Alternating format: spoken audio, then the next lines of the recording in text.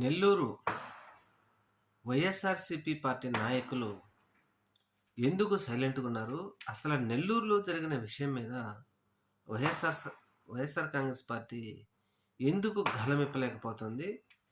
ఒక కరుడుగట్టిన ఖైదీకి పెరోల్ మీద ఎమ్మెల్యేలు బయటకు తీసుకొస్తే, ముఖ్యంగా హోంమంత్రి అనిత గారి మీద ఒత్తిడి తీసుకొచ్చి నెల్లూరు రూరల్ ఎమ్మెల్యే కోటంరెడ్డి శ్రీధర్ రెడ్డి గారు స్వయంగా ఆ ఫైలును తీసుకెళ్లి మూవ్ చేపించాడంటే, ఇంత అత్యంత అవినీతిమైనటువంటి ఈ సంఘటన, ఈ ఎమ్మెల్యేలు చేసినటువంటి అవినీతి ఇంత ఘోరమైన సంఘటనని మరి వైఎస్ఆర్సీపీ పార్టీ వాళ్ళు, నెల్లూరు జిల్లా ముఖ్యంగా నాయకులు ఎందుకో యాక్టివ్గా లేరు.